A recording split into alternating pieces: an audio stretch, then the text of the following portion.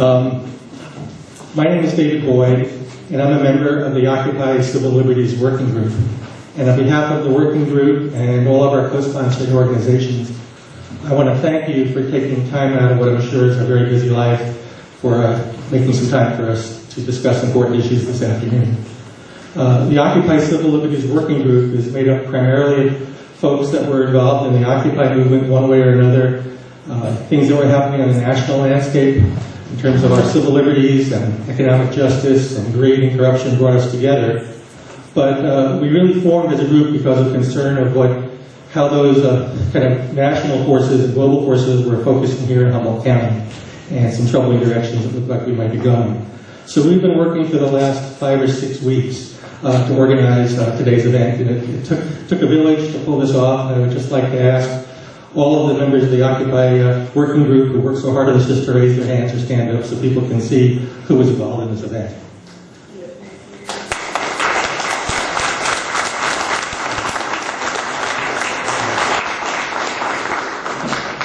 I would also like to thank the currently 15 co-sponsoring organizations, and that list is growing daily, and we hope it will be even bigger after today's event. I think that's an historic coalition for Humboldt County that really bodes well for our ability as a community to come together to address important progressive issues and find solutions to our social problems. So I want to thank all of those organizations that have helped get folks here and lent their name to this effort. And if you know other organizations, if you're part of another organization that should be on board, we'll have some opportunities for you later today to help bring them on board. A few housekeeping things. We have a very full schedule, so we haven't scheduled any breaks because once people disperse, it's really hard to pull them back together. But we know people will have personal needs to attend to, and if you need a breath of fresh air or need to use the restroom or get something to drink, just feel free to get up and do that. I think ultimately it'll be less disruptive than building breaks. Their bathrooms are out through those doors on the way in. The women's room is on the left. The men's room, unfortunately, is upstairs. If anybody has trouble accessing the upstairs, I know the facility hosts here at the Women's Club have said they have no problem with the other bathroom being considered unisex. The folks that are using it can work that out. So that's that. Today's program will be kind of two main parts with some interludes. The first half will be some important information sharing to help us get all up to speed on the current realities facing our First Amendment rights and civil liberties, both nationally and here in Humboldt County. We'll have a brief transition with some music, and then we'll work moving to breakout sessions where people will have more opportunities to talk with each other and come up with some action ideas for how we can continue to move to help preserve our rights here in Humboldt County. So there'll be small breakouts, and we'll be coming together and sharing our thinking before we conclude this afternoon, hopefully about 4 o'clock. So that's the program. Before we dive into it, I also would like to just to warn you that it took some financial resources to pull this event together, and at some point later today we'll be passing the hat to help a collection helps cover the costs, the room rental, insurance, other things. So if you can just do a little bit with help. I'd like to now introduce a local poet, Jerry Martien, who's going to provide some inspirational words for us. Jerry?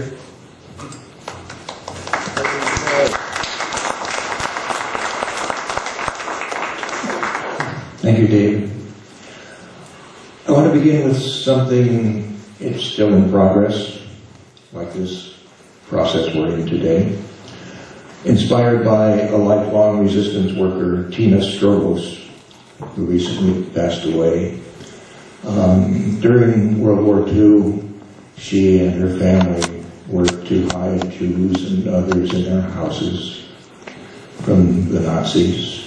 When she came to America, she continued this work, I think most recently taking in refugees from Hurricane Katrina. You can see the link there, I think, in this poem called Refuge. When I was a child, the Jews of Europe were in hiding, as were gypsies, communists, queers, dissidents, anyone who didn't behave like a good fascist. A few brave people gave them shelter, hid them in forests, in sewers, outhouses, or secret rooms in their houses. A man with a toolbox would show up at the door saying, "I'm a carpenter from the underground. Show me your house, and I'll build a hiding place, a concealed door, a place of refuge, and a way to escape." When I was older, I became a carpenter, worked on the houses of the underground, the holders of resolutely different ideas, people of indeterminate ancestry, doubtful loyalty to the state, lacking visible means of support. But it was after the war. The doors by which we came and went no longer had to be concealed. The job was easy. But the fascists hadn't really gone. They came with new uniforms, new promises of security. They came in the night, said they were preventing terror.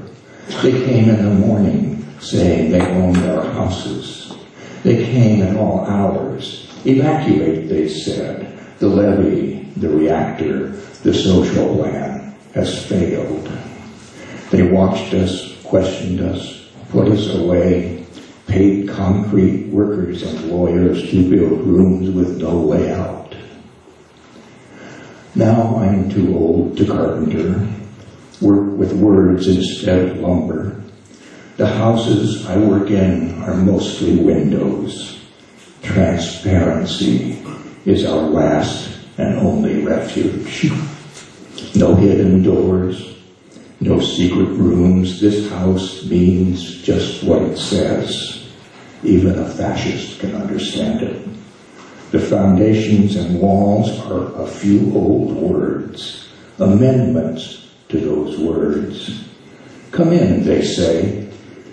You must be from the underground. You step inside.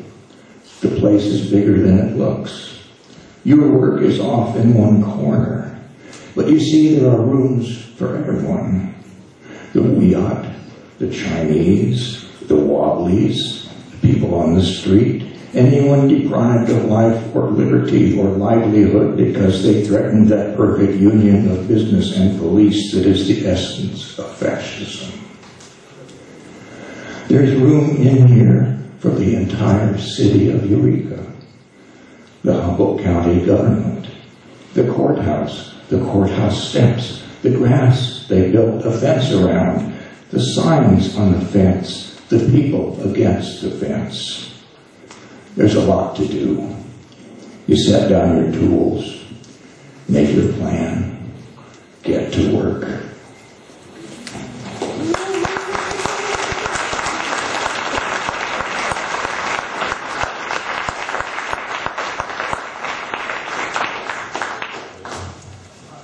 Thank you, Jerry.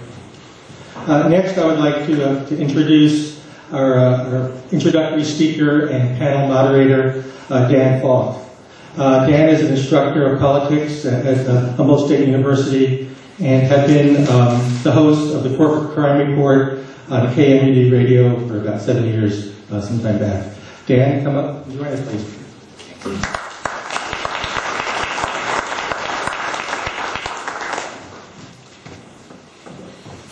George Orwell, in his book 1984, stated that the means of conquest will become ever more subtle and sophisticated.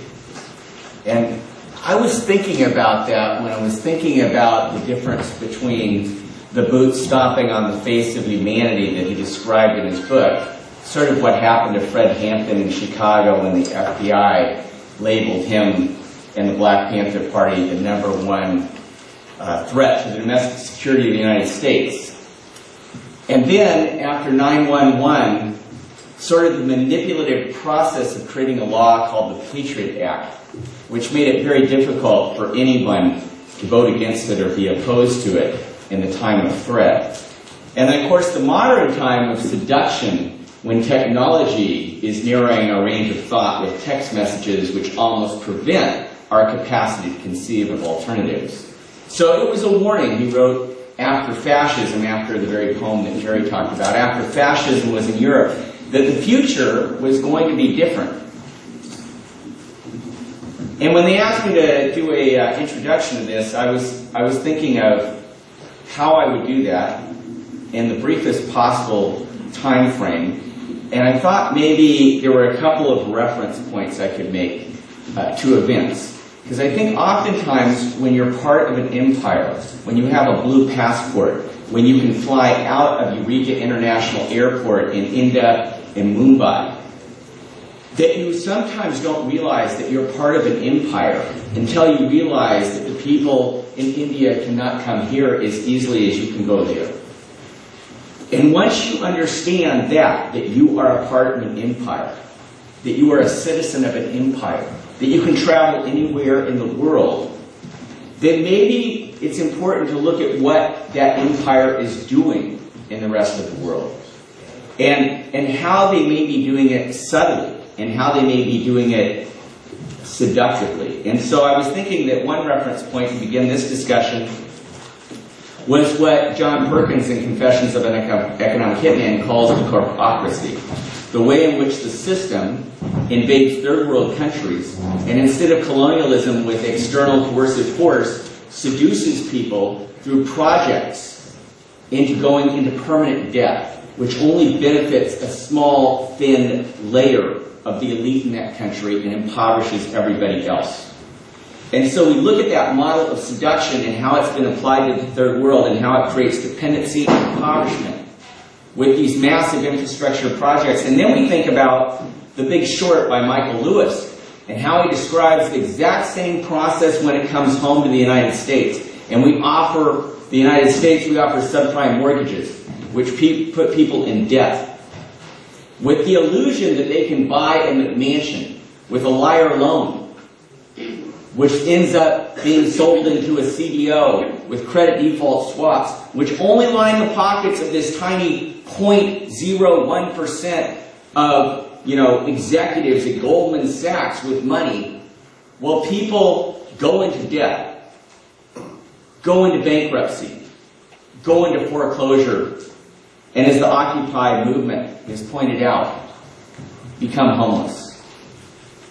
And when the people attack the Occupy movement, they're attacking from fear, for they know that they too have the fear of falling into poverty, into bankruptcy, into homelessness. And so this unification between the homeless, the possibility of where we could go if these economic policies continue, where these economic policies have taken the third world, where these economic policies that only line the pockets of the elite could take us, are a warning of why resistance is necessary, why we need those courageous people to stand up now, at this time, to this system that is becoming ever more subtle and sophisticated in its conquest of the American people. So that's, that was sort of, I was asked to present sort of a broader picture, and then I wanted to bring it back a little closer to crony capitalism and disaster capitalism, because the capitalist system has destroyed the economy of the United States and destroyed the economy of the world.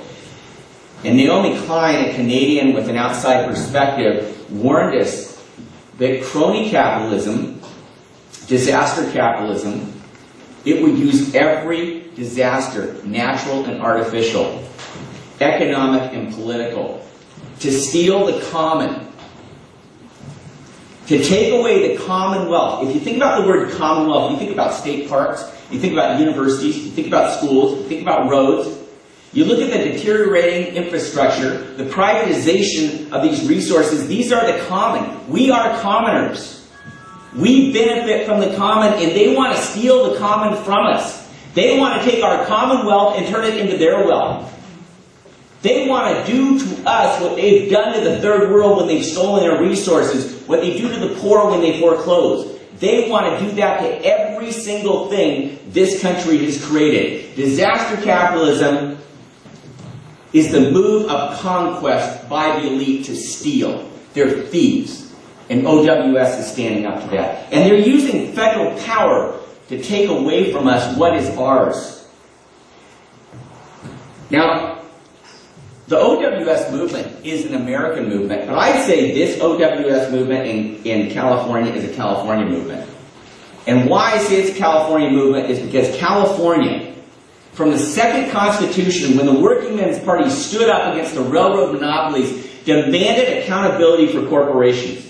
When the progressive movement and Hiram Johnson ran for governor of California, he proposed that the people of California use direct democracy to fight back, against the corporate lords that own the political system.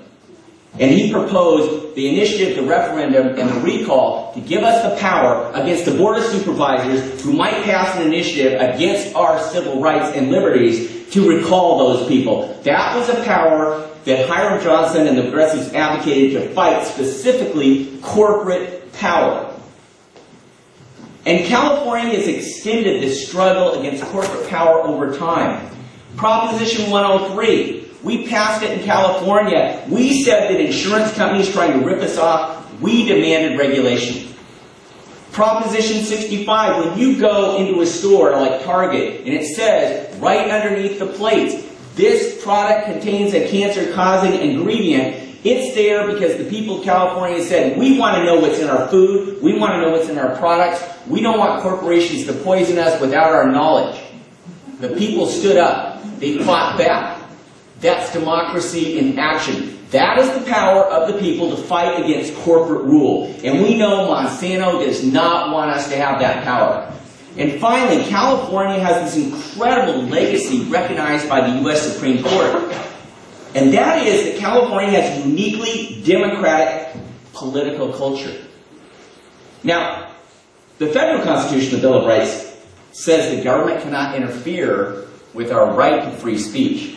But in California, the California Constitution says we have an affirmative right to exercise free speech. It's different. It's not permitting the government. It's almost like what comes directly out of the Declaration of Independence. When it says, in the face of oppression. In the face of our oppression, our obligation is not to say, well, somebody should defend our rights. Or that we have the right to defend our rights. But the very foundation of this country is based upon an affirmative obligation. What does it say? It says, in the face of oppression, I'll read it to you because it's an important line.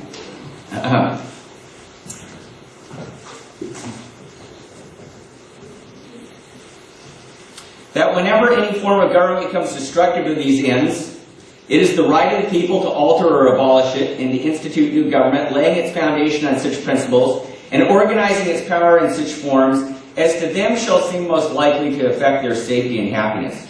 Prudence indeed will dictate that governments long established should not be changed for light and transient causes. And accordingly, all experience has shown that mankind are more disposed to suffer, while evils are sufferable, than to right themselves by abolishing the forms to which they're accustomed.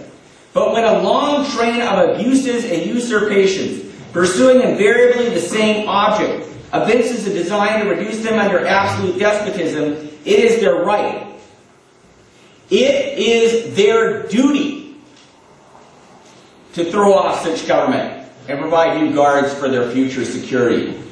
That is what Occupy Wall Street is about. It is about our democratic duty in the face of tyranny to resist oppression, to defend liberty, to provide sanctuary for those who are being beaten and tyrannized by the system. Hopefully that's succinct enough. Now, I'd like to turn to our panel. I'm going to introduce each member of the panel so you'll know who came today. And then, before each person talks, I'll give you a little background on each person as well.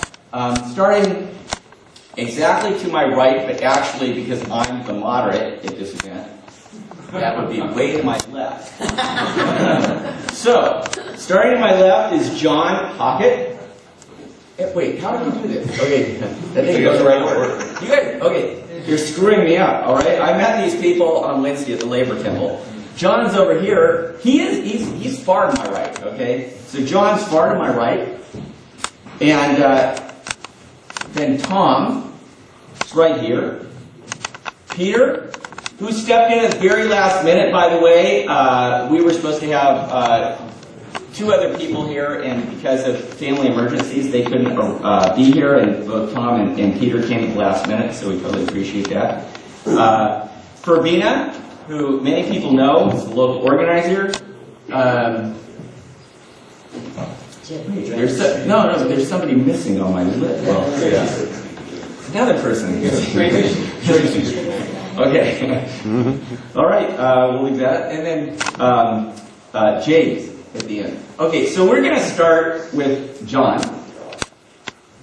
And John has a long history of defending civil liberties. If anyone listens to KMUD, especially during camp season, they know about the Civil Liberties Monitoring Project, the effort to defend us from violations of our Bill of Rights in Humboldt County. And it's a unique project, and John has been with that project for years. His commitment to civil liberties has gone on for a long time. But what most impressed me when he sent me a little bio was the fact that he started a high school. And he started a high school to sort of create an alternative where students could learn about their rights instead of about what their wrongs were. And that high school, John told me, is still in existence. So not only is he fighting for civil liberties in Humboldt County, but he also laid the foundation for students to learn their civil liberties and fight for those in the future. John. Yes, I'm John Hockett from the Civil Liberties Monitoring Project. And I'm really happy to see all of you here today. I think we all have the same concerns. Our rights are being eroded, violated. I was a founding member of Civil Liberties Monitoring Project back in 1983. A group of citizens in southern Humboldt were concerned about the erosion of civil liberties even back at that time. We got together in a park and said, what can we do about this? Had a round discussion, spent the day, came up with the idea of starting the Civil Liberties Monitoring Project. Little did I know or think at that time that it would even still be going on to this day. We were just addressing immediate concerns. Instead of the issues kind of going away and getting smaller, over the years the issues seemed to grow.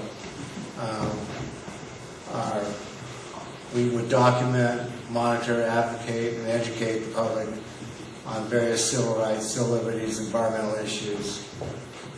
We do this through meetings, public forums, public meetings, candidates forums, newsletters, KMUD reports, updates and bulletins that we have. And there's a KMUD hour once a month.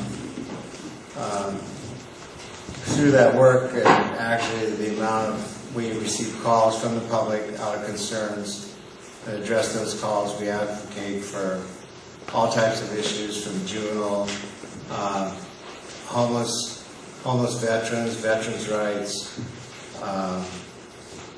just a wide variety of civil liberties issues. And as we proceeded with this project, the issues grew and grew. Yearly we would have a public forum, pick 4 or 5 subjects, get a panel of speakers and present this to the public and on the radio. I noticed in approximately 1992 that it was getting overwhelming. There was a lot of attacks on the First Amendment, basically on the Bill of Rights.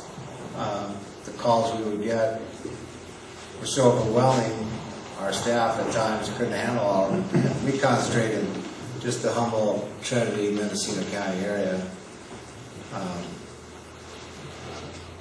Really, the erosion of civil rights started before 9/11. I was looking back at some of our forums, and there was a clear message that civil liberties, First Amendment rights were being restricted and attacked even in the 1990s.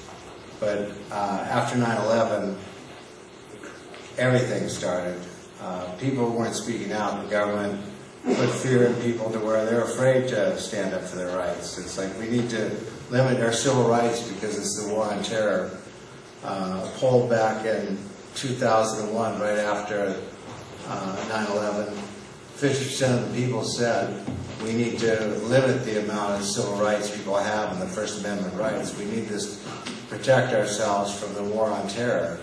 And this is the fear the government put in the public. They've gone so far as to say that people that speak out on the war on terror are terrorists themselves. And that seems to be, they actually go in and tell local law enforcement, Homeland Security will inform law enforcement. You know, if there's protesters out there speaking out against the government, they are very likely to be terrorists. Civil liberties work, we've worked on candidates issues and trying to get better access for the public to the Board of Supervisors meeting, to the Planning Commission meetings. Southern Humboldt feels disenfranchised, and there's such a distance to come. Just like this forum, for someone to come, it's 70 miles, price of gas, $5 a gallon. There's a lot of people that wanted to come, they couldn't. Maybe a few of you carpooled and made arrangements.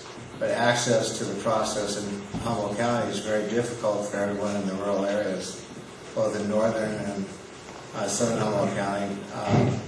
Civil liberties wanting projects trying to get access to the Board of Supervisors via like some type of internet link so people can testify and give their statements to the Board of Supervisors on all these important issues. That's in the works. The Board of Supervisors tends to put things off. They tend to do things kind of backdoor, just as this ordinance, this very important matter that's going to affect all of us in the future for any issues we would like to present, or any type of assembly, free speech. This forum was in progress, and the Board of Supervisors came up with the idea we need an emergency ordinance. We need it now. People went to the Board of Supervisors last Tuesday, and one of the supervisors held up a document and goes, "See, we don't have anything on it. We have no ordinance. We're just thinking about it. It's going to be down the road sometime." On Sunday night, I checked Time Standard, and it's like, well, the Board of Supervisors has this emergency ordinance written up, and then they're going to vote on it Tuesday. Well, the ordinance was 5 pages. The attachments were 170 pages of documents. So it would take you an hour to download them off your computer to even get them. I believe they tried to circumvent even this forum and have this ordinance ready to go before the people can speak out. As to the courthouse, it's a historic public forum. There's not many public places in Humboldt County where you can get your message and convey it to people. Everyone goes in and out of the courthouse. It's where the county seats, so people, the supervisors, the planning commission, that's the best way for people to get their message across. I mean, the community, people don't have millions of dollars like corporations and wealthy people to advertise and get their message out. It's like free speech really isn't free anymore. It's the people getting the message out are people, corporations that have millions and millions of dollars. And the only real free speech are for people to petition the government to be able to assemble at a public building and convey their concerns and ideas to our officials. And as to our officials, they've ignored the problems. They're trying now to paint Occupy as this, homeless people and mentally ill people. Well, over the years, I've heard promises in many meetings I've gone to the Board of Supervisors that they're going to address these issues. They're going to have a place for the homeless. They're going to have more housing. They're going to have a camp. They're going to address veterans' issues, the disabled, disadvantaged. But they haven't done it, and the problem's growing. There's probably 4% of Humboldt County that's homeless, houseless, however you want to put it. They're from all walks of life. Many of them do have health and mental issues, are disabled. But but they're not being addressed. Now the Board of Supervisors is basically trying to shut down the public forum that has been going on ever since I can remember. People, oh, I have some concerns, let's go up to the courthouse and we'll address the Board of Supervisors. Now they're trying to take this away, and they're trying to limit the time. This ordinance would only allow any protesting from, they would shut it down at 6 o'clock and you couldn't be there until 9 in the morning. There's so many issues, you could go on with civil liberties. We have a hotline, we get probably 60 to 70 calls for assistance a month. And we advocate for these people. There's a lot of people that don't have a voice, so we try to speak up to them, for them. And we feel we're being shut down. We feel the rural areas aren't being allowed access to the process. And the First Amendment is, it was only to the federal government, then it was 14th Amendment added those rights to the state.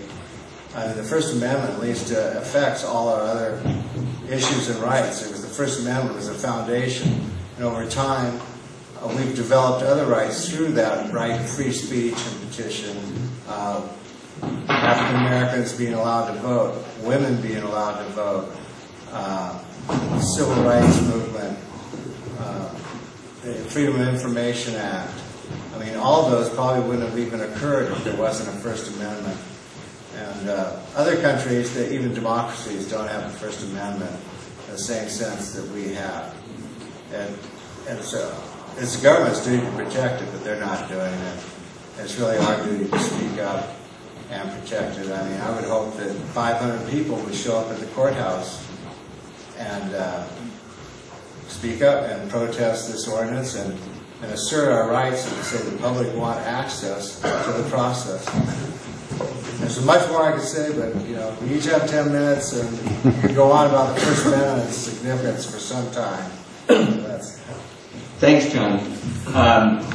So before we go on to the next speaker, who actually plays a role in the media, Ellen Taylor, who is one of the more moderate voices in the community, asked me if I would do a little poll quickly. How many of you heard about this event from the newspaper? All right, how many heard about it from the radio? Phone calls?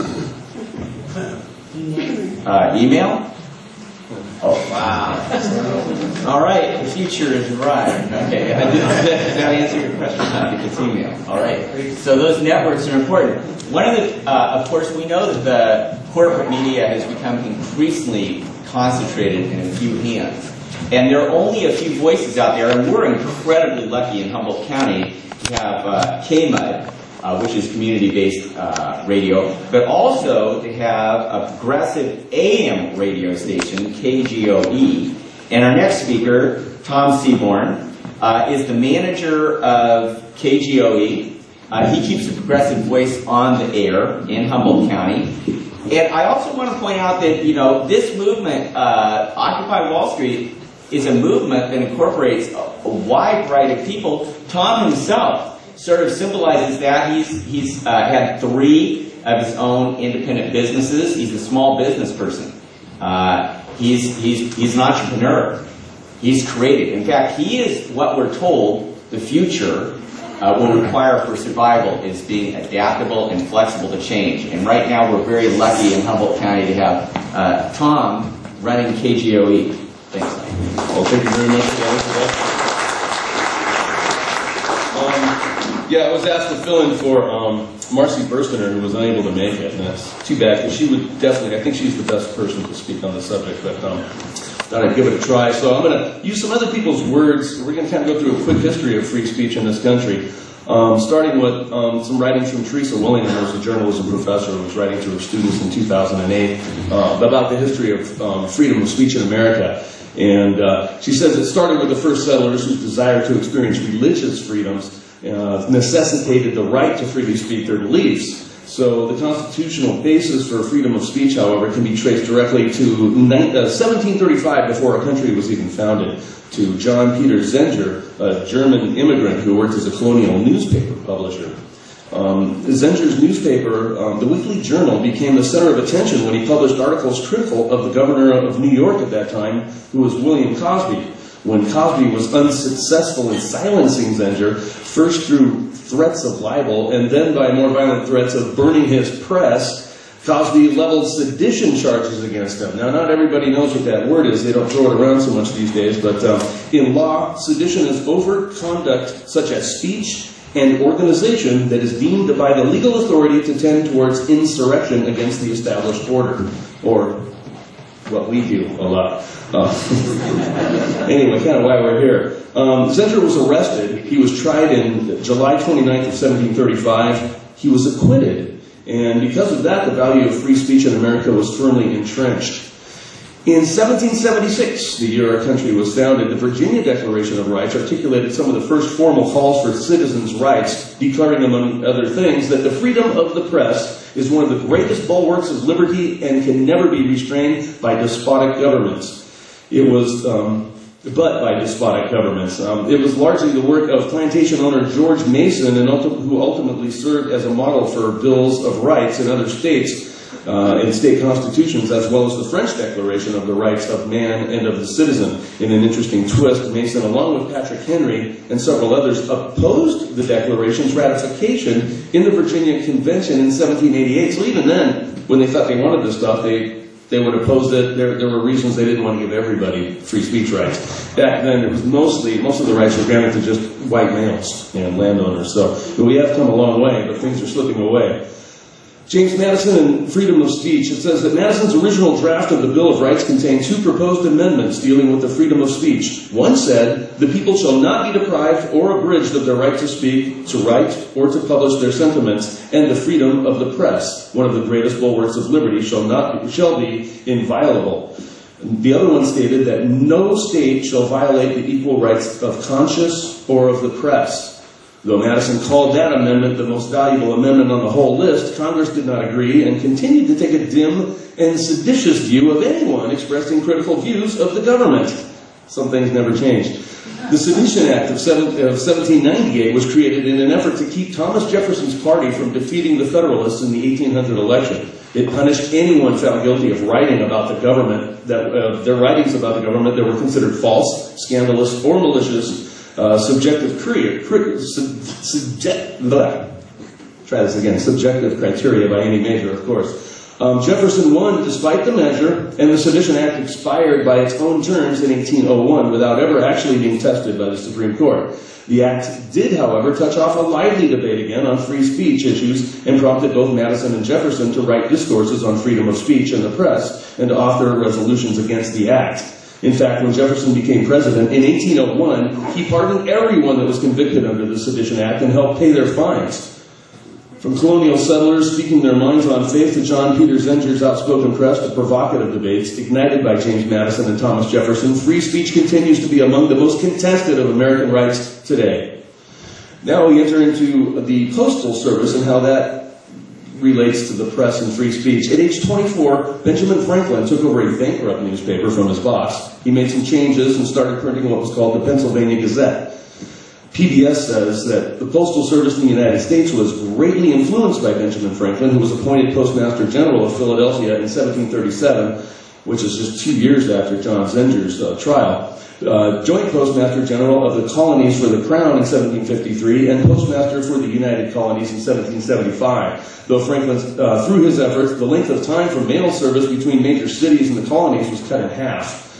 As Postmaster of Philadelphia, Franklin was able to increase the circulation of his Pennsylvania Gazette newspaper, as the position allowed him easily to deliver newspapers via the city's postal service. And the previous Postmaster of Philadelphia was also a publisher and a competitor of Franklin, so they were both using the Postal Service to move around their newspapers to share information. Craig Whiteford, whose writings can be seen at historybuff.com, wrote on the subject, "Since the beginning of our U.S. postal system, the delivery of newspapers and periodicals was treated as an important function of the mails. Congress felt that an informed public was essential to a strong democracy, and for this reason, newspapers and periodicals have always enjoyed preferential postage rates in comparison to letters. Prior to the issuance of special stamps in 1865 for the sole use of newspapers and periodicals, all rates were collect. So the postage being paid upon delivery, which was really cumbersome, it didn't work out so well and left the post offices with a large number of undelivered papers, which were never called for, and a lot of paperwork that nobody wanted to do. Today, the U.S. Postal Service is under a serious attack. According to southernstudies.org, in 2006, Congress passed a postal reform law that, among other things, requires the United States Postal Service, a self-funded agency that receives no taxpayer money, to prepay 75 years' worth of retiree health benefits within just 10 years. The mandate, which no other federal agency under at all, no other federal agency is under, cost the USPS $5.5 billion a year that they have to stick away for future retirements for the next 75 years, and accounts for all of the Postal Service's $20 billion in losses over the past 4 years. So this mandate was stuck on it by Congress. Basically, many political pundits think it's to destroy the union there, which is probably one of the strongest unions left in this country. In that time, USPS actually made a net profit over $600 million sorting and delivering the mail, but it ended up in the red after it was forced to deposit those billions from its operating budget into the retiree health fund. As a result, 120,000 postal workers are now facing the threats of layoffs, and mail processing centers are targeted for closure, even in this town. There are also plans to eliminate Saturday mail service, which would hit residential and rural areas especially hard. Recently, President Obama joined those who endorsed dropping Saturday service, so this could happen at any time. On top of this, most of our media, as Mr. Falk said, that we get our information from is owned by just 6 corporations. Those are GE, News Corp, which is the parent company of Fox News, Disney, Viacom, Time Warner, and CBS. Those 6 companies control 90% of what we watch, read, and listen to in this country. Newspapers across the country have been bought by investment groups and profits squeezed out of them to the point that many have laid off much of their staff and some have even gone bankrupt. Even the almost daily local paper here, the Times Standard in Eureka, emerged from bankruptcy a couple of years ago, and now is 89% of their stock is owned by lenders led by Bank of America. So our local paper is owned by lenders, investment bankers, and B of A. This media consolidation is affecting the information our country as a whole is influenced by. Due to deteriorating conditions in the news business, many of the best and brightest journalists are no longer in the business, which is how I got in. In a country where we all need to be well informed in order to make good decisions in the voting booth, we have to have access to real information. Restricting postal service will affect small-town newspaper delivery and media consolidation, which means fewer and fewer independent voices challenging our government and the status quo. With the Supreme Court affirming that money equals free speech, those with the most money will have the most free speech. The only way for those of us without lots of money to answer and bring balance to that free speech is to organize, stand together, demand that those rights we still have be left and upheld and exercised and celebrated. So we all need to speak up while we can, stand up for our rights, and share as much information as we can with others. This is why we're here today, and we hope to gather and share some information and come up with some solutions. I don't have the solutions yet, but that's why we're all here. Thank you.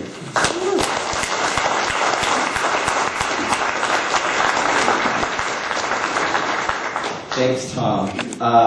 So just a little sidelight in history. People are talking about the Bill of Rights today.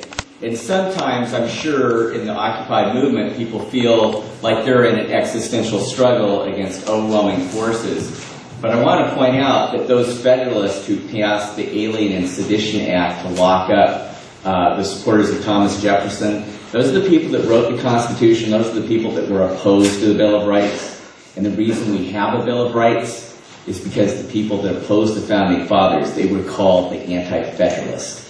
And they said they would not vote for the Constitution without a Bill of Rights. They fought for a Bill of Rights. They thought they'd lost the struggle, but they finally, in New York, organized and won that battle. So we can thank the dissidents, the opponents, the Anti-Federalists for giving us a Bill of Rights. And that gratitude is important because we need to remember, even when we appear to be losing, we're winning if we stick with the struggle. The next person I want to introduce, and he stepped in at the very last minute, Peter Martien. And Peter is a local attorney. His practice actually focuses upon civil rights. He is on the American Civil Liberties Union Board of Directors, and I just found out he's the treasurer of the American Civil Liberties Union local chapter.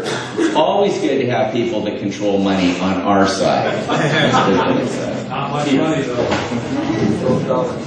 Thank you, Dan. Do you mind if I use that podium? Well, I feel like I'm among friends here. It's good to see all of you. I'm Peter Martien. I've been a lawyer in this town since 1990. I have a general practice, but my first love is civil liberties. This current stint that I am doing on the ACLU board is actually my second stint. The first one was aborted prematurely. It was back in the 1990s. At that time, I was a prosecutor and I was working for Terry Farmer. I joined the ACLU board because I believed in civil liberties. I was a good liberal. I was from Berkeley. And Terry Farmer called me in one day and said, your position on the ACLU board is inconsistent with your duties as a prosecutor, and you must resign or you're going to lose your job. And that experience, and I did resign because I had a mortgage and 2 little kids at the time. But that experience was a formative experience, let's say, because since I've left the county and been in private practice, one of the things I love to do is to sue employers to abridge the First Amendment rights of their employees. And I've done that successfully on several occasions. So I come to this civil liberties business from early on. My grandfather was Egon Zeitlin. He was a Jew and a Marxist and a professor of economics in Berlin. He was born in 1901. When my father was 6 years old, the family had to flee Nazi Germany. Spent most of the war in Palestine. My father came here as a young man. So from early on, I knew the importance of civil liberties. And so I'd like to talk about a couple of cases that I'm working on, and I did get permission from my clients who are involved in those 2 cases to do so, since there is the attorney-client privilege, and I can't speak about cases without their permission, but 2 of them did give me permission to discuss. And the first one I want to talk about, that we're currently fighting, is the case of Richard Saltzman versus the city of Arcata.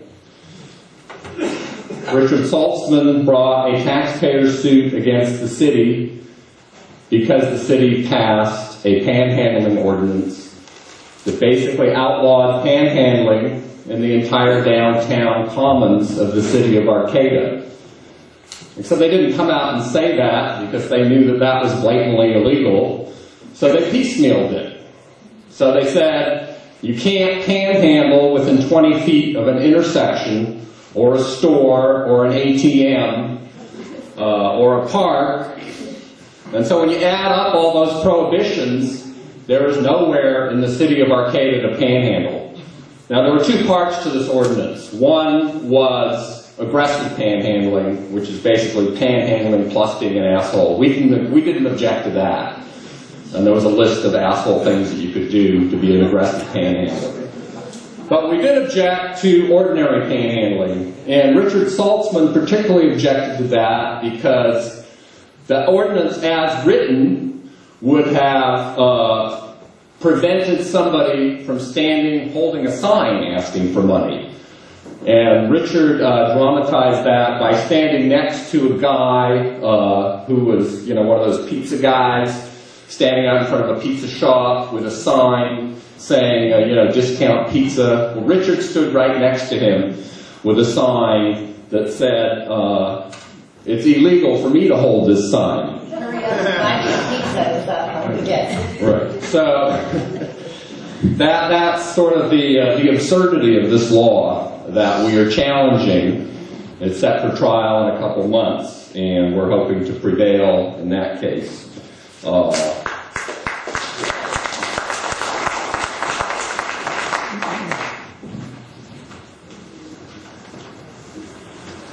And what's particularly annoying to me about that case is that begging is a constitutionally protected activity, and the parks and streets of the city have from time immemorial been considered public forums.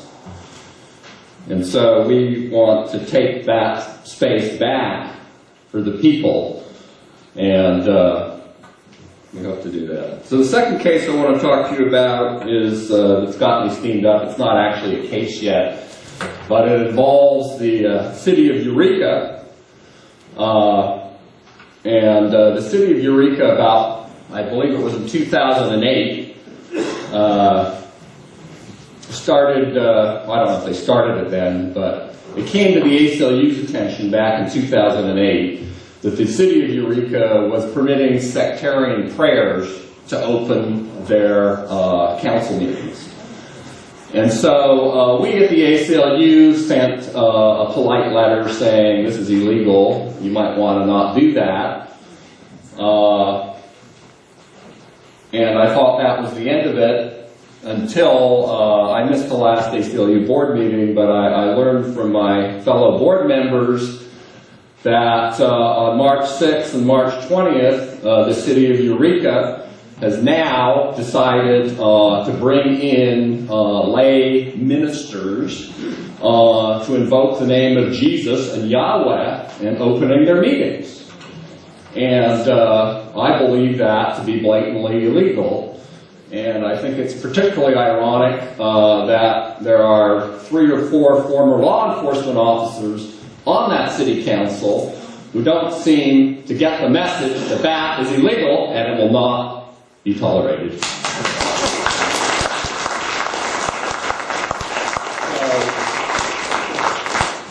So there is a plaintiff, or I suspect there will be a plaintiff, and I've talked to a couple of people about it who are steamed up about it as I am. And we're hoping to bring that action forth and to compel the Eureka City Council to obey the law. How much time do I have? 2.5 minutes. Okay. All right, I want to talk a little bit about, just in general, civil rights laws. One thing that people don't tend to know about civil rights litigation is just because the right is in the Constitution, it doesn't mean that you can sue and get money damages. In California, in a horrible decision that was made in 2002 by the California Supreme Court, the case is called Degrassi versus Cook, and basically what that case says is that most of the California Constitution is off limits for claims for money damages. So if somebody violates your constitutional rights in California, you can't sue just based on the constitutional provision that says that they're not supposed to do that. You have to sue under a different law.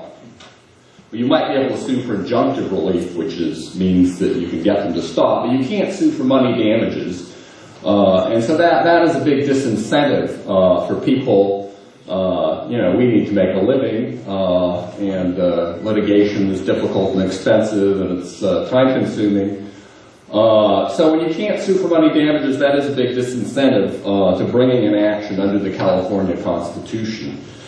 You can sue under the Tom Bain Civil Rights Act, but in order to sue under that act, you have to prove that the violation of your rights was accompanied by threats, intimidation, or coercion.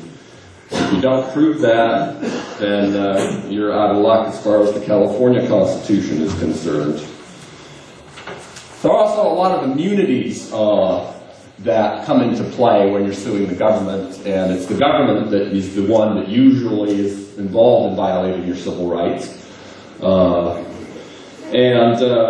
One of the immunities that I find particularly reprehensible is Government Code Section 818, which says that if a government employee lies to you, orally or even in writing, if they put a lie in writing, you can't sue them for money damages. So they're basically, in California, local and state government are immune from lying to the citizens. You can't sue them for money if they lie to you, which I just don't understand, but that's the law. And then there's federal law, and there's the federal civil rights statute, which is called, we call a 1983 action, and that statute does allow for money damages. It also contains a lot of judicially created immunities. That statute was originally passed around the Civil War era to restore rights to freed slaves, and it's been limited. Well, I think for years you couldn't sue at all, but you know, these days you can sue on it, but you are stuck with some of these immunities. And if a right is not well established, then you can't sue. So I am out of time. I just want to say it's been a pleasure to be here and see all of you working to change what really does need to be changed. And as Thomas Jefferson said, eternal vigilance is the price of liberty. Thank you.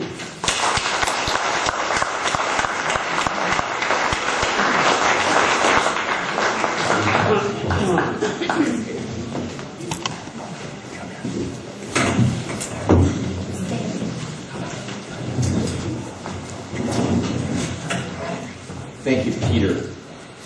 The next person I want to introduce, most of us know if we walk down the street who this person is, because whether it's an environmental issue, homeless issue, or an issue of the very people that Peter talked about now are on the Eureka City Council, that's law enforcement.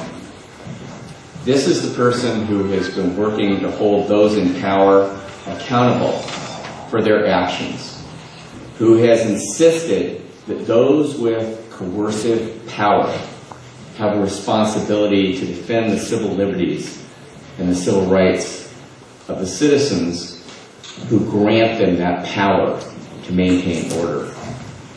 And more than anybody else I know in this community, Verbena has struggled long and hard. Sometimes I think it's amazing the risk she takes putting her face on the streets to do what she does, but she's done it. So most of you know Verbena, CopWatch, People's Project, homeless advocate, community organizer. All power to the people. All power to the people. Stand up, stretch it out. All power to the people. All power to the people. Yes, he's all of us. So my name is Verbena, and I want to first remember that we are on stolen Wiat territory. Yeah. And something that Dan reminded me of was one thing I just saw again in my thing of quotes, but it was from Dorothy Day, and I'm probably not saying it exactly right, but she said, I believe our future depends on the poor. And the other thing that I always think is that if houseless people and poor housed people aligned, that would be the most powerful alliance we could have in this country, in this world. So, but I wanted to talk, first I guess I'll tell you about the two projects I work on most every day of my life, and that's Redwood Curtain CopWatch, and I work at People's Action for Rights and Community. Park, and we call it Park. It's a physical space. It's in Eureka. It's an office, an organizing, a meeting space. It has an info shop, which means it has a book lending library, lots of literature. It's a resource center with computer and phone and space to just get off the street or you know, have a conversation with someone, eat some food. We spent a lot of time there documenting abuse by the state and other entities that have seem to have the impunity to abuse people, whether that's landlords or whatever. And we do a lot of court support for people. So it's a lot of CopWatch type work. In 1997, in this area, although there had been an Arcata CopWatch for a few years, Tad and some people on the plaza in Arcata, I don't know if people remember that. But in 1997, we began Redwood Curtain CopWatch, and it comes from a history of the Black Panther Party, Klan Watch, and in this area there was a group called COG, which was Citizens Observer Group in southern Humboldt. So that's part of the sort of heritage of CopWatch. And Redwood Curtain CopWatch films police activity on the streets and makes sure to encourage a culture of CopWatch where we're all present. We pay attention when we see police or other agents. We've dealt with ICE, Immigration, Customs and Enforcement, other kinds of government agents encountering people, whether you know the people they're encountering, whether you care for the person they're encountering, whether you think that person did something wrong. We encourage people to stop and watch and listen until the encounter is over, so that whoever it is that's in so-called authority knows that we care about how they're treating people. And so we do that, and then we encourage everyone to do that. We also pass out and Know Your Rights information. We do Know Your Rights workshops of all different kinds, whether it has to do with protest or just general living. We try to put the truth out of what we learn from witnesses and people who are usually silenced about their experiences. We try to put literature out on the web, out on the streets, and on paper. We have a website, redwoodcurtaincopwatch.net, and we have a hotline where we answer the phone all the time, or people can leave really long messages if they're watching something happen. We also try to support. A lot of our work is supporting people who are victims of abuse or survivors. Maybe someone in their family was killed by the police or by the mental health system or the jail. And so I thought about this today, and I want to tell you, I decided to tell you about a process and years of work related to one situation, which is the death of Martin Freddie, as his family calls him, Cotton, Martin Cotton. Have people heard of him? Yes. Oh, yeah. And he's the second. His dad's Marty Cotton, who I've become quite close to. And the work that we've been doing needs to continue related to his death. Freddie, or Martin, I'll call him Martin since that's how most people hear about him, but he was living on the streets in Arcata and Eureka and was fatally beat by many Eureka police officers on October 9th, 2007, and he was left to die by the Eureka police and the Humboldt County sheriffs in the Humboldt County jail or correctional facility, where Occupy Eureka has been for like 168 days in front of that jail. The reason I want to talk about this particular situation is to share with you the many roles and various types of community work involved with dealing in civil liberties violations and fighting for justice. The work is what kind of work is already going on and needs to continue and needs more participation. So civil rights work is, I believe, all of our responsibility. It's not specialized. For instance, it's not just for attorneys. It's something we all can and must engage in. So during the work around Martin Cotton's death, we were also still maintaining, we were still researching other situations and supporting families. There had been a lot of killings by the Eureka police at that time, and there was the daily abuse of people on the street and in their homes and the usual targets of the state. And so we were still working on all of that. But after we learned about the beating and the death of Martin Cotton in front of the Eureka Rescue Mission, which is problematic for many people, just so everyone knows, We analyzed what we were reading in the media, and you can, once you start to know what really happens compared to what's written in the Slime Slandered or even the North Coast Journal or any of that, then you start to see the same phrases that mean that the police are lying about what they did. And so we were analyzing that a little, but immediately we created Know Your Rights literature for the 40-plus witnesses that were all sitting outside the Eureka Rescue Mission, many of whom are already traumatized veterans. They're already traumatized from the street. They're traumatized from the Eureka Rescue Mission. And so we wanted people to know that they have a right to tell their story to whom they are comfortable telling it to and when they are comfortable telling it. Because we expected a bunch of suits to be out talking to all these witnesses that saw this beating. And that didn't actually happen. But that was our first concern, was that people knew that they didn't, because we know when someone speaks about a situation like the police beating someone to death, that the suits and the mainstream media are going to twist and pervert their words in favor of the police. So we wanted them to know that they didn't have to answer the questions, which none of us have to do when an officer or any government agent asks us or starts talking to us. So we made this specialized Know Your Rights literature, and then we hit the streets, and we spoke with people, we gave them literature, we told them they didn't have to talk to us either. They didn't have to tell us their names if they didn't want to, they could keep it anonymous, but that we were doing this because if in the future, one, we wanted to know what really happened, we wanted to offer support to them, and we wanted to see if we can move towards some justice, although I don't believe there's ever justice when someone is killed.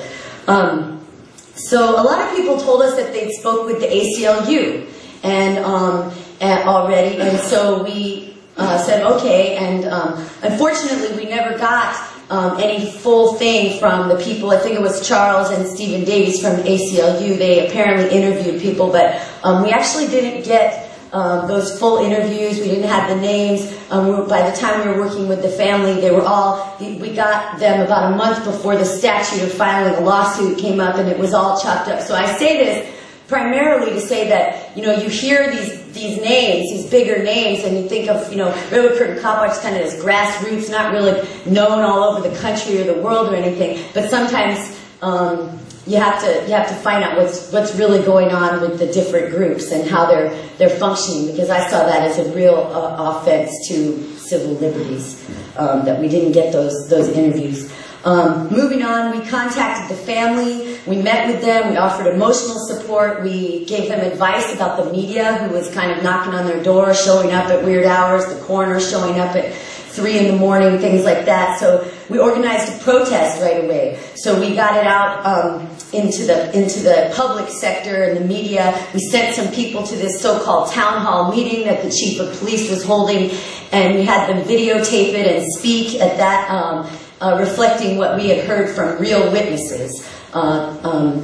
And we started to compile the information that we were understanding as the truth. We made literature. We showed up at every event we could. We set up tables on the street. We handed out the literature. We put it on the internet. We just tried to spread the word. We were getting the same story from many, many people. Different than what the newspaper was saying, different what the police were saying, different from what the head of the mission was saying, but similar, all the witnesses that we talked to. So we created spaces for the Cotton family and others to gather and talk about their feelings and how they were doing and stuff. And creating safe spaces is really important. There wasn't media at these spaces. There was more people of color. There were people who are often silenced. And we wanted people to feel comfortable talking about and sharing. And that's a really healing thing for people who've been experiencing this kind of abuse. With People Project, we organized an event that we always used to do more in the housed neighborhoods, but we did it in the downtown to support houseless people and people who had witnessed this. Is a People Project grub and grab where we had food all day and we gave out clothes and different stuff, and we wanted to reclaim public space. Okay, I'm going to try and wrap it up real quick. We spoke at city council meetings, any events that we could. We assisted the family in writing a claim so that they could preserve their right to have a lawsuit. They were also the Cottons were facing foreclosure, like many others at that time. It was a traumatic time, so we raised about $6,500 in a week so that they didn't have to leave their house after their son was killed. we compiled the records and we sent them to lawyers. I borrowed a car, went to the Bay Area, talked to lots of lawyers. We had Know Your Rights workshops and People Project meetings, organized protests every year. August 9th is Cotton Day. We've made videos to put out on YouTube and all this stuff to keep these things in people's minds. I'll try and go faster because I know my time is up. And we did support at the trial. And we actually sent the media a lot of what the testimony that 2 days ago the newspaper said, new information from the judge about what really happened at the time. Well, they had that information during the trial, but no newspaper up here wanted to cover what really was being said by the cops, by everybody in that trial. So we were trying to spread that information at least to the people. We still need to keep the pressure on about that situation, about a lot of others that are not publicized. And so there's a lot of work that we invite you to join us if you want to join with Redwood Curtain CopWatch to do it, or just get some tips on what's going on or how to, and do it yourself. All of that is encouraged, but it's something that all of us can do. You don't have to have specialized training or anything like that. You just have to care. And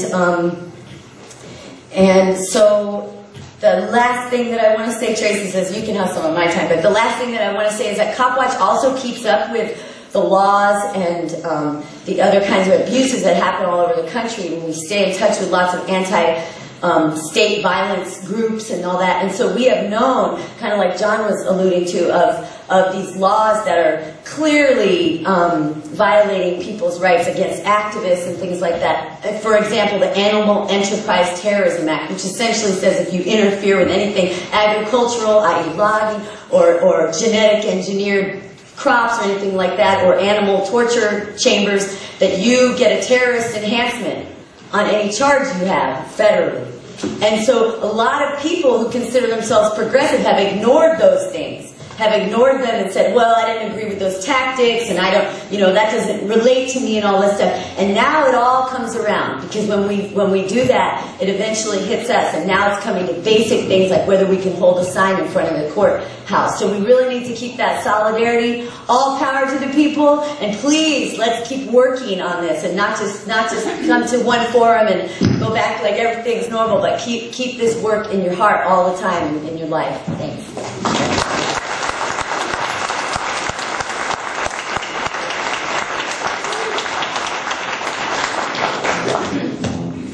So much of what Verbena does reminded me of what sort of links between Jerry's poem, Peter's life story, what John is trying to do. And I was thinking what she was talking about Reverend Niemöller, and how Jerry was talking about rescuing victims of fascism and Nazis in Germany, and how Reverend Niemöller said, it's so easy for us to ignore the other that is not us. But if we don't stand up, when they come for us, there's no one there to speak. And I think that, what Verbena does is courageous, outspoken effort that those of us who appear to be moderate, respectable members of the community like me don't always see, what the connection is, and yet there's such a powerful and profound connection.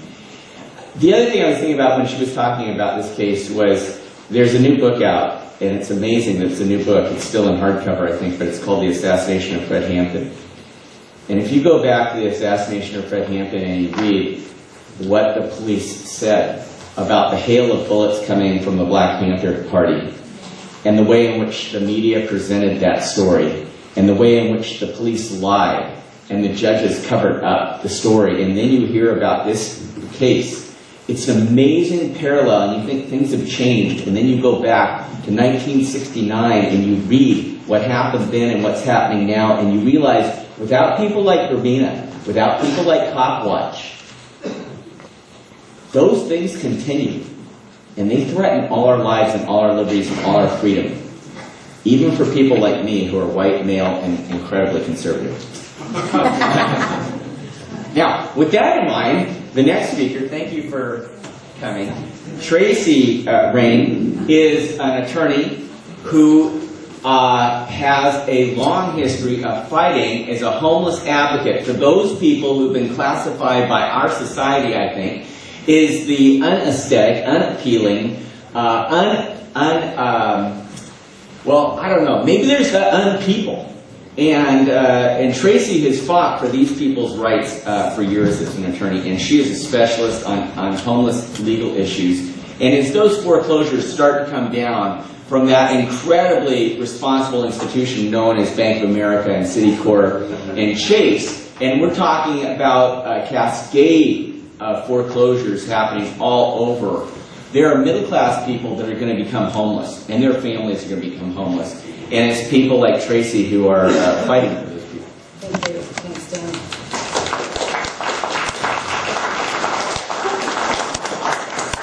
Thank you. I hardly consider myself a specialist, and it sure would be nice to win some of these legal battles more frequently than we do. So I came to talk about, essentially about legal camping bans in general. Arcata and Eureka municipalities each have a ban on camping, and so does the county of Humboldt. And a lot of these Occupy arrests, what we've noticed is that folks are getting arrested not for protesting, of course, and not for being on public property, but for camping, and the one they like a lot is resisting arrest. And those are just totally bogus charges for what's going on in front of the courthouse right now.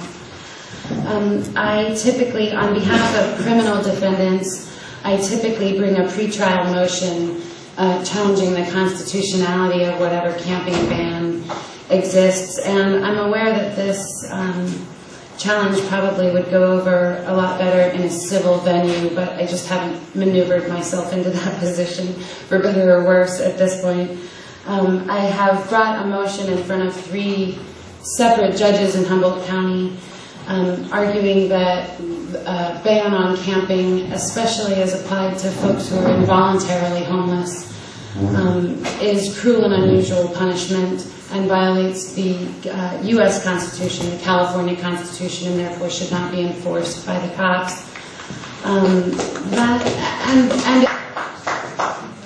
it's a good argument, but it's limited by a Supreme Court case called Tobe, it's probably actually Tobe, T-O-B-E, which examined a Santa Ana camping ban and determined that that particular California camping ban would not allow that group of folks to be classified as a group, as houseless people. And really, as houseless advocates, that is the Supreme Court case that we've been fighting since, I believe, 1999. I also argue that whichever statute it is, and I've argued it as to the Eureka Municipal Code and the Arcata Municipal Code, and I look forward to arguing it as to the county code, as to 2 cases that I carry right now. I argue also that that code section violates our fundamental rights to travel, and that actually applies to folks, not only folks who are involuntarily homeless, but to all of us, and that matters whether or not you're houseless, and especially if you are housed and standing up for this movement, which does advocate fiercely for also for houseless people. It doesn't seem fair that there would be a constitutional argument as applied to houseless folks in situations like this, where we are all, hopefully all of us, sleeping on the street together, standing up for the same rights. And I also, constitutionally, I also argue that the camping ban is overbroad, vague and overbroad.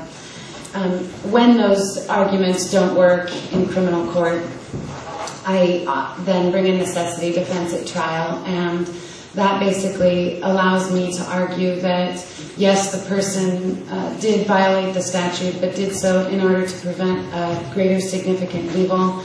My houseless advocate friends, Tad and Verbena, taught me how to win this defense. And then a very nice gentleman from the Public Defender's Office also helped me learn this. And anytime I have any houseless client who is charged with any camping violation or anything that looks like a camping violation, I will argue the necessity defense. And what I find ironic is that for a long time, houseless advocates had to bring evidence in front of the trial court that person not having any place to sleep was a greater significant evil than sleeping in public, violating that statute. There's now a Supreme Court case that has a specific affirmative finding that folks, as a physiological need, must sleep. So that certainly is helpful legally.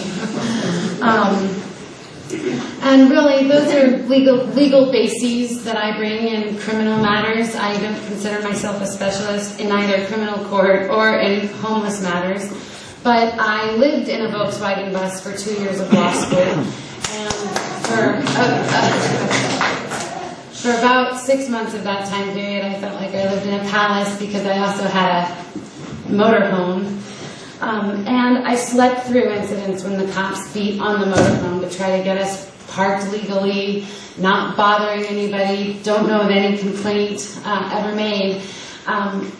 Fiercely afraid that they were going to break in and hurt me or, God forbid, do any of the things that Verbena was talking about happened to Freddie Cotton. And I don't know if these are the strongest ways. I'm certainly willing to take input. I think we need to gather as a community to learn what is being done and what can be done.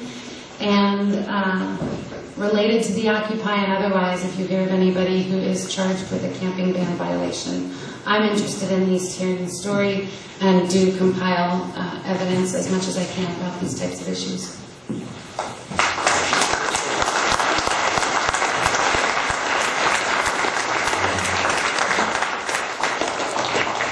Thanks, Tracy. Once again, I feel fortunate that there's somebody out there, taking on these issues. I don't know where they have the money or the time to do it. It's incredible.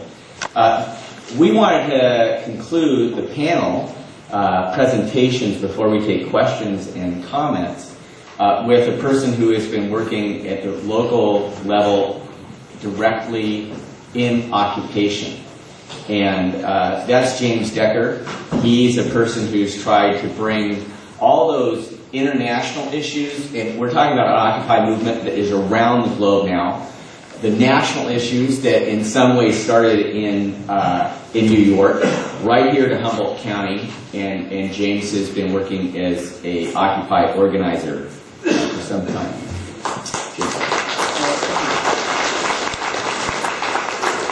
I'd like to thank everyone that spoke before me for sort of painting the big picture, and I think I'm going to be probably the small picture guy. As my comrade Mr. Orange is fond of saying, what's really going on, Eureka?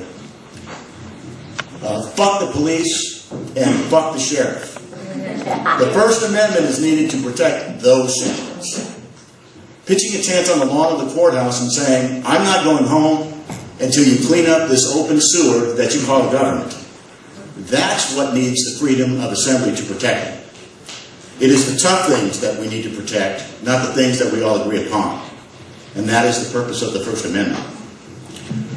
6 months ago, when a few people gathered in New York and took a park to occupy common territory to retrieve the commons for public use, they struck a chord with a huge segment of the population, and millions of people around the world have followed their example. The freedom to assemble and redress grievances with the government should have protected the New York people. And when on October 7th we gathered to take up the call of the 99% in front of the Humboldt County Courthouse, it should have protected us. The fact is that you don't know what your rights are until you test them. We took our shot for a spin and found that we don't really have any rights here in Eureka. At some point there'll be some pictures up behind me showing what we aspired to achieve, what we were trying to create before the tools of oppression came down and took that away. So that's what one of the things I'd like people to actually see, what we wanted to be when they hear the newspaper or people speaking about what we kind of have become, whether that's true or not. this is what we want it to be. We established a community and began the process of educating the world about the corruption of government and the theft of trillions of dollars by our corporate overlords. Little did we know that while we were inside talking to the Board of Supervisors, trying to arrange for bathroom, a space where we could put a portable john so we could eliminate some of these health and safety concerns, they were smiling and nodding and plotting all the time behind our backs. On November 7th, we found out what rights we really had. The EPD and the county sheriff came down in riot gear with tear gas launchers and rounded up the dissidents and threw them in a cage and stole the property of some, destroyed that of others, and shredded the Constitution in the process. Our tactics morphed as the repression continued. We put forth arguments that tents were speech, and they countered that tents were dangerous, and the tools of repression came down again. We have, at this point, received some of our property back, most of it destroyed or unusable. No one has been convicted at trial to this point of any crime. Most of the cases have been dismissed, or the district attorney has declined to prosecute because we're really not breaking any laws.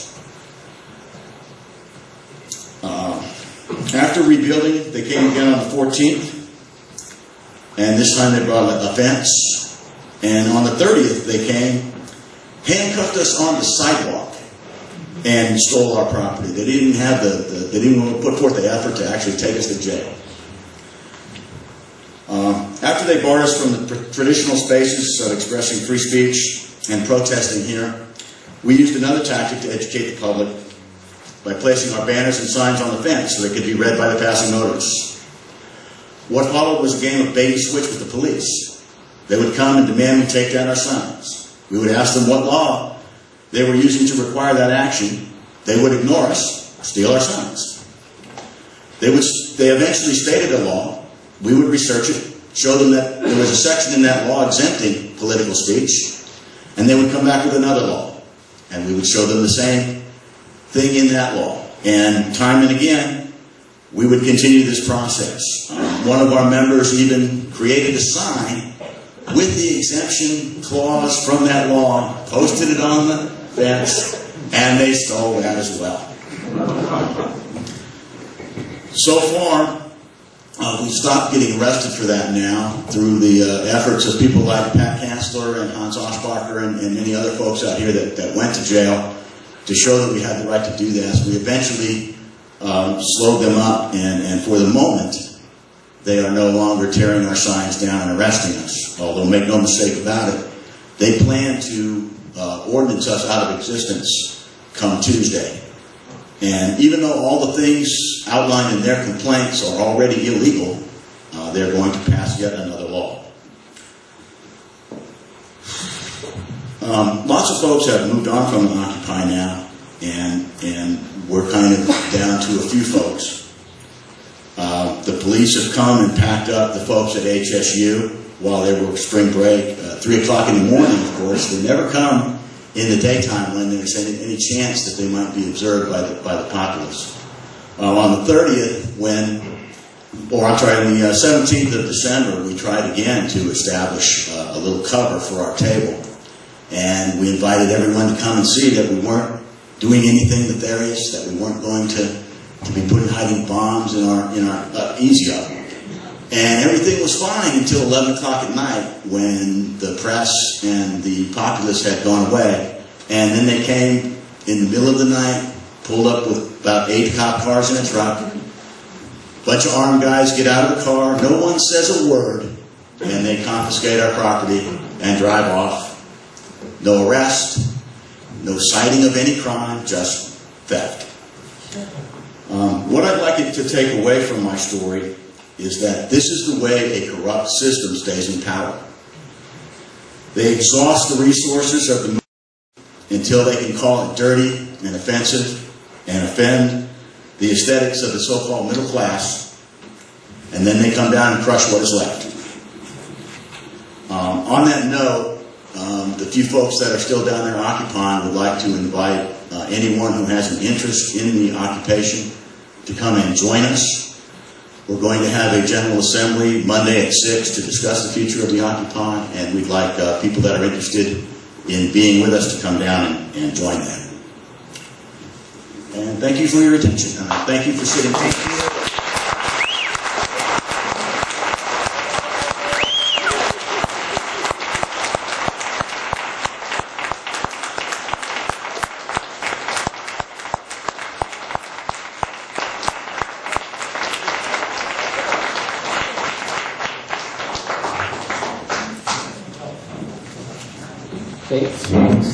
It takes bodies on the street to stand up for the rights that are ideas, and James has been doing that.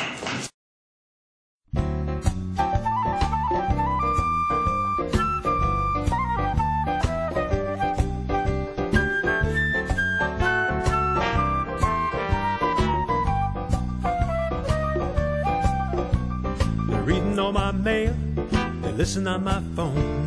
They're sneaking and they're peeking, and I'm never quite alone. They're spying and they're prying, but I shouldn't be alarmed. They're only gonna do it to keep me safe from harm. They call it Homeland Security, so they can do the things they do. But I'm not feeling any safer. How about you? They don't need a reason, they don't need a rhyme, they don't need a warrant, they don't even need a crime. It's all for my own good.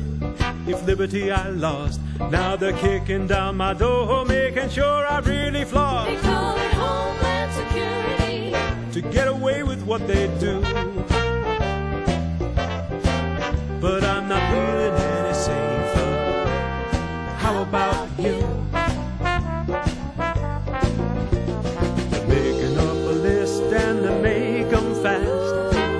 Get on a list, and buddy, it's your act. They're cruising and they're stepping and they're dressed in black. Boy, you better not be reading no Farmer's Almanac. They call it Homeland Security.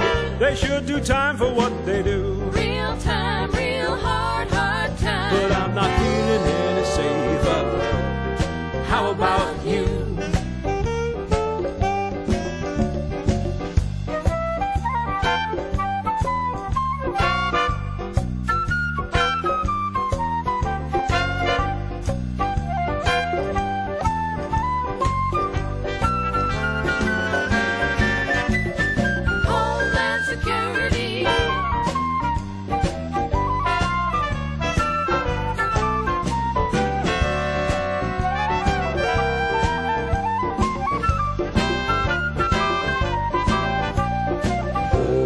Johnny flunking out of school, a future flipping burgers, man, and that ain't cool. That ain't cool. Johnny's got no morals, only half a brain. Now he's the one deciding just who's getting on the plane. If that's Homeland Security, then we're all in doggy-doo.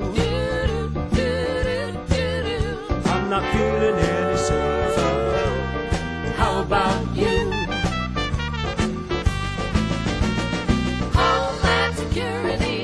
It's a sham. Homeland Security. It's one big scam. Homeland Security. Yeah, real good plan. They call it Homeland Security. Homeland Say this cat Bush is a fascist mother. They call it